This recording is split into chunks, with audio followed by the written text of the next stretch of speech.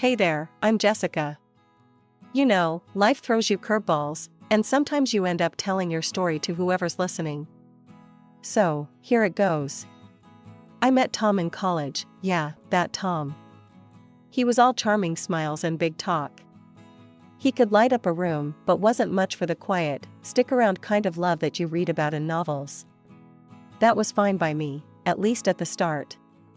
We were young, maybe too young, but we thought we knew everything. We married 2 years after graduation.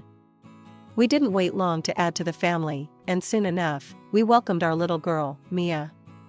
Mia was our sparkle, but even she couldn't paper over the cracks that started showing pretty soon in our marriage. Tom was always more about the next big party or the next fancy gadget he could flaunt. One night, it all came to a head.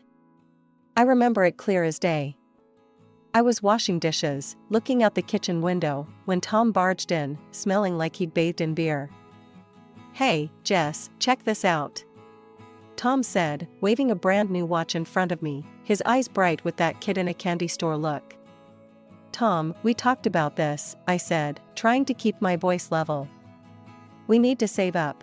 Diapers, baby stuff, maybe a house someday?" "Loosen up, Jess. We gotta enjoy life too. This is nothing compared to what I'll earn soon. Trust me, babe." Trust him, I tried. But hopes don't pay the bills. He was out late most nights, and I was home, singing lullabies and balancing checkbooks. Conversations turned into arguments. Arguments turned into silence. It was rough. You never think about tomorrow, Tom. It's always just you. I finally exploded one evening after he came home with yet another new pair of designer shoes. "Christ, Jess. Why you always gotta be on my case?" "I'm doing my best here," he'd shoot back, his face a mix of anger and something like guilt, maybe. "Your best? We're barely scraping by. And when was the last time you even spent some real time with Mia? She's your daughter too, Tom." It didn't take long after that for us to call it quits. We were burned out, running on empty. When we split, I took Mia and started over. Tom wasn't around much, not that I expected him to stick around. But he did one thing right, he sent money for Mia every month, without fail. I guess that was his way of showing he cared. Mia's 18th birthday was more than just a milestone, it was the beginning of her future. She got into law school and was all set to head off to another city, close to where my mom lived.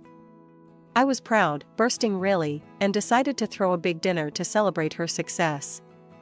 It was also a kind of send-off. I even invited Tom, felt right he should be there, seeing as how he's her dad and all. Tom showed up looking sharp, in a crisp suit that probably cost more than my monthly mortgage. I gotta admit, it threw me for a loop seeing him like that, all cleaned up and looking successful. "Mia, look at you.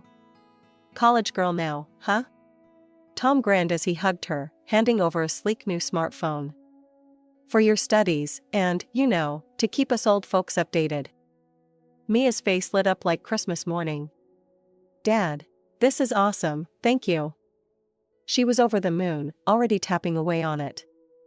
We settled down for dinner, and Tom kept the conversation light, but didn't miss a beat to flaunt a little. "Yeah, got a big house now, lots of space just gathering dust. And the job's great, finally feeling like I'm where I'm supposed to be." "That's great, Tom," I managed, keeping my tone neutral. "Sounds like things are going well for you." "Never better, Jess. But hey, you're looking good, really good. Hasn't changed a bit," he added with that old charming smile that once knocked me sideways. I just smiled, shook my head a bit. "Life's been good, Tom. Keeping busy, you know how it is." As the night wore on, Mia excused herself, something about meeting friends to celebrate the start of her college life. Kids, they grow up too fast, don't they? Suddenly, it was just Tom and me, left in the echo of a quiet house. It was strange, almost like stepping back in time. "Jess, I've missed this, us." Tom's voice was softer now, almost hesitant. I know I messed up a lot. But I've changed, Jess. really changed. The conversation drifted from the past to the present, and without even realizing it, we slipped back into a familiar ease. It was late when we finally called it a night, but instead of heading out, Tom stayed. And I let him. The night felt like old times, but with a new understanding. Or maybe that was just the wine and old memories coloring my judgment. Morning came with the light creeping through the curtains, laying lines across the floor and across my thoughts. Tom was still there, a rare sight, and it felt oddly comforting. He made coffee, something he never used to bother with. "Jess, about last night," he started, handing me a mug. "I don't know what this means for us, but I'm glad it happened. Feels like maybe we got a second shot here." I took a sip, the coffee bitter and strong. "Let's just see, Tom. One step at a time, okay?" Well, we did it. Tom and we decided to give it another shot. Feels kinda crazy, you know? But there we were, at the city hall, saying our idos all over again. It was just us, Mia, and Tom's mom, Linda. Linda had always been more of a mother to me than a mother-in-law, even after the split. She looked happy that day, hopeful. So did Mia. She was beaming, thinking her folks were patching things up for good. After the wedding, Tom and I moved into his big house, the one he used to talk up at the dinner. It was nice, spacious, more room than I knew what to do with. We settled into life together again, and for a while, everything seemed just fine. Mia visited when she could, always thrilled to see her old home humming with both her parents. A couple of months into our marriage, though, I noticed something off. The joint account we set up was looking thin, way too thin. Bills were piling up, and there wasn't enough to cover them. I brought it up one evening while we were sitting in the living room. Tom was scrolling through his phone, probably checking out the latest tech gadgets. "Tom, we need to talk about the bank account," I said, trying to keep my voice steady. He looked up, his face all innocence. "What about it?" "It's nearly empty. We've got bills, and there's not enough to cover them this month." "What's going on?" Tom's eyes darted away, then back to his phone. "Look, Jess, I've got some troubles at work, okay? It's just a rough patch. I'll handle it." I wanted to believe him, really, I did. But then I saw him posting pictures on social media, new suits, some fancy watch, bragging about living the dream. It didn't add up. "Tom, you bought a new suit last week. And a watch. If we're so tight, how can you afford all that?" I asked, my voice sharper than I intended. "Jess, you gotta understand, appearances are everything in my line of work. I need this stuff," he said, his tone defensive. "But what about us? About our home? We need to manage our finances better, not just blow through them for appearances," I argued. Tom sighed, putting his phone down with a little too much force. "I get it, Jess. I do. But you're blowing this out of proportion. I've got it under control." But it wasn't under control, not by a long shot. It felt like we were right back where we started 18 years ago, me worrying about the next bill and Tom living like there was no tomorrow. I loved him, sure, but love doesn't balance the checkbook. 2 years. That's how long I waited, hoped, and practically begged for things to get better. But as they say, a leopard doesn't change its spots. Tom was still Tom, and no amount of wishful thinking on my part could alter that. He kept splurging, always on something big and flashy. Gadgets that most people read about in magazines, and cars that most could only dream of driving. He'd parade these toys on his social media like trophies. "Check out the new ride," he'd post, or "just upgraded my tech setup." And sure enough, our friends and his followers ate it up. They thought we were living the high life, that money was no issue. If only they knew. Every month, when I sat down to balance the checkbook, my stomach knotted up. The numbers never added up. While Tom was out there, living it up, I was in the trenches, scraping every dime together just to keep the lights on and food on the table. One day, after I paid the last of our utility bills, leaving next to nothing for anything else, I couldn't keep it in anymore. Tom came home, flaunting some new, ridiculously expensive watch, and I just snapped. Another new toy, Tom? Really? Do you even know how much our electric bill was this month? I threw the bill at him, my hands shaking with anger and frustration. Tom just shrugged, that infuriating nonchalance on full display. What's it to you, Jess? I'm making the money, I'll spend it how I like. It's to me, because I'm the one trying to make ends meet here while you throw money around like it's confetti. I shot back, my voice rising with every word. Why you always gotta be such a downer, Jess? We deserve to enjoy life. Tom countered, his voice thick with annoyance. Enjoy life? Tom, we're drowning here, and you're out there acting like you're some kind of rock star. When are you going to get it? This isn't a game. We have responsibilities. He just looked at me, his face hardening. I don't need this, Jess. I don't need your nagging. I work hard, I should be able to enjoy the fruits of my labor. That's just it, Tom. You're not the only one in this family. There's me, there's Mia. What about us? I was nearly breathless, the weight of years bearing down on me.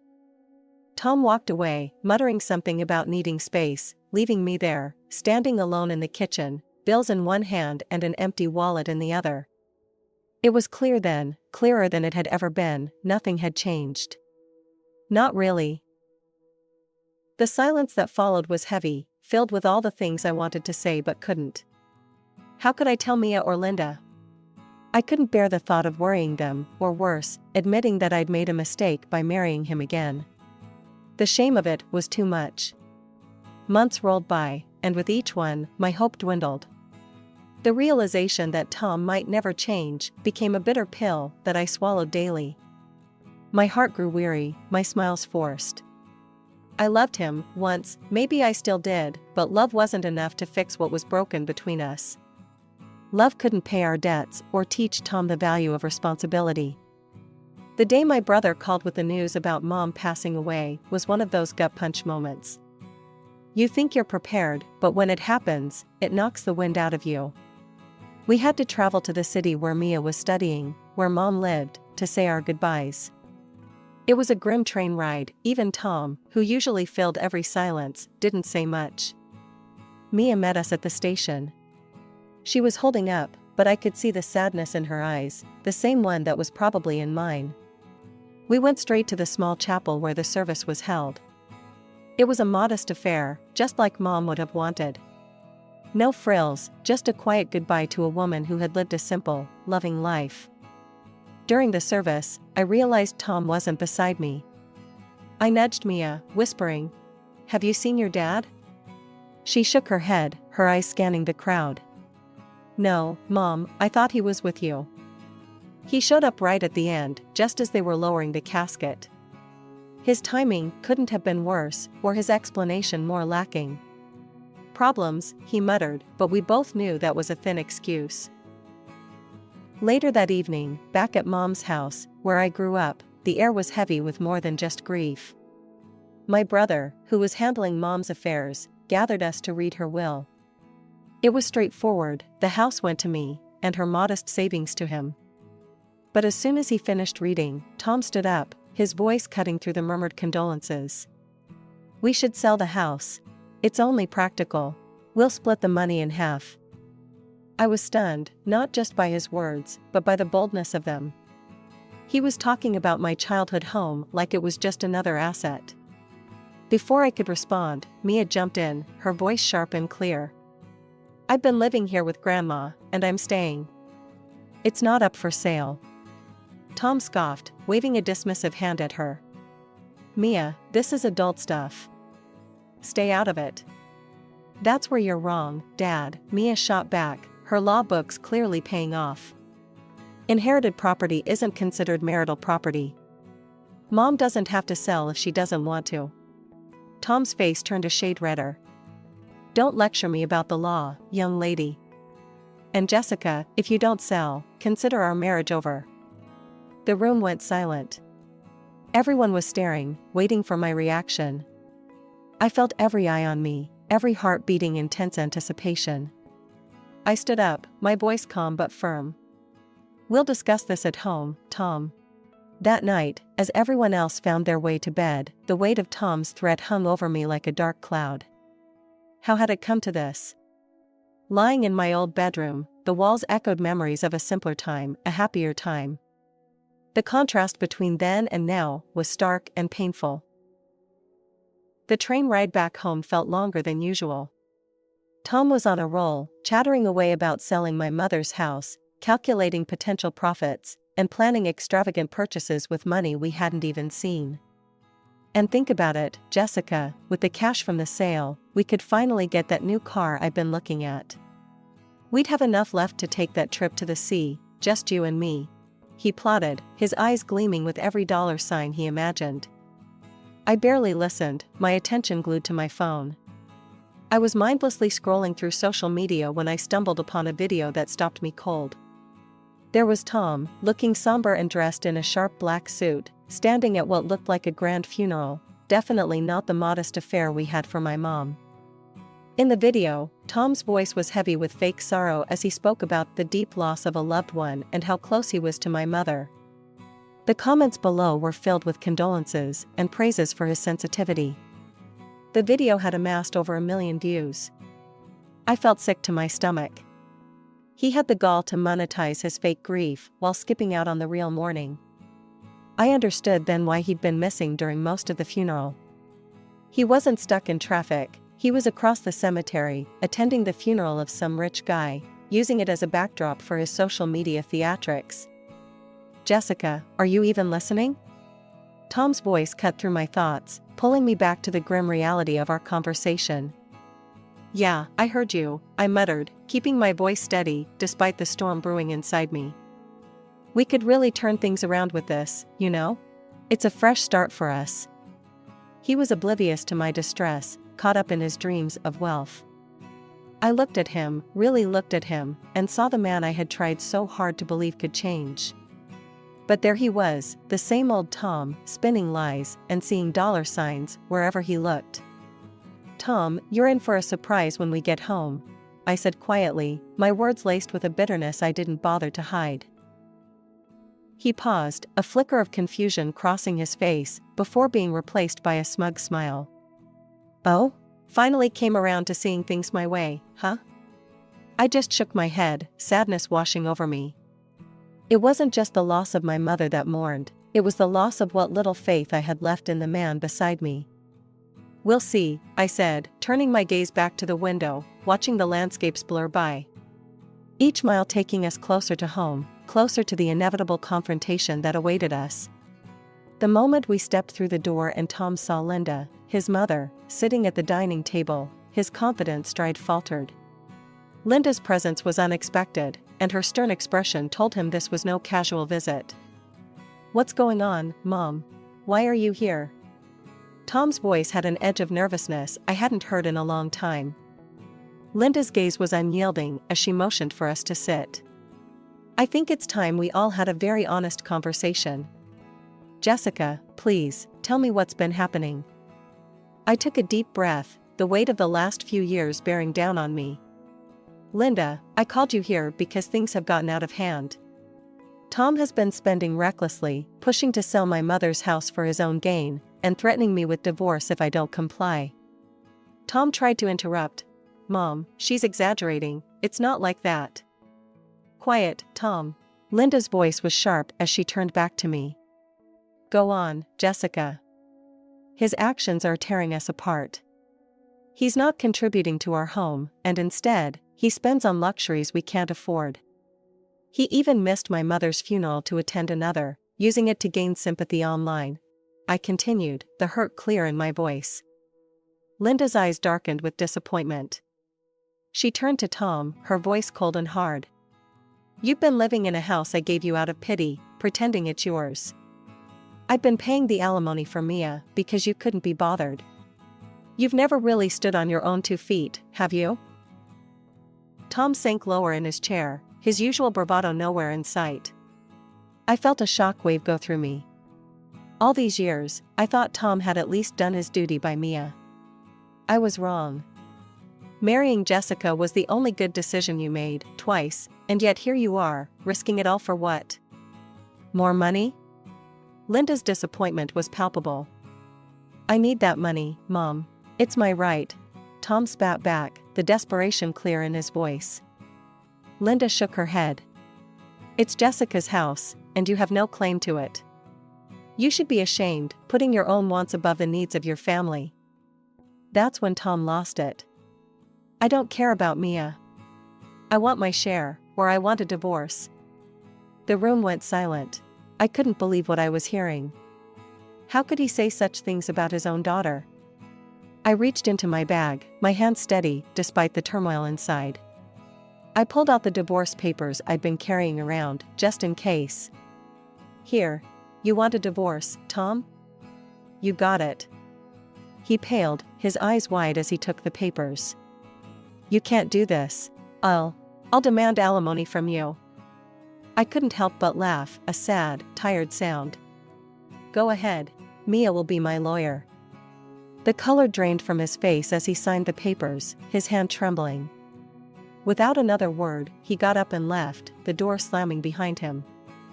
Life has a funny way of coming full circle. Here I am, back in the house where I grew up, living a life I couldn't have imagined just a few years back. After the divorce, moving back here felt right. It was my sanctuary, filled with memories of simpler times. The house needed a bit of work, but so did I. Mia, my beautiful, strong-willed daughter, graduated from law school with flying colors. Not long after, she married Ben, a kind-hearted man who adores her as much as I do. They didn't waste any time starting a family, and now, we're all waiting for the newest addition to our family. One quiet evening, as I was tending to the garden, my phone rang. Seeing Tom's name flash on the screen was like stepping back into a past life. Jessica, hey, it's me. Tom, he said, his voice a mix of embarrassment and desperation. Tom? What's going on? I asked, keeping my tone neutral.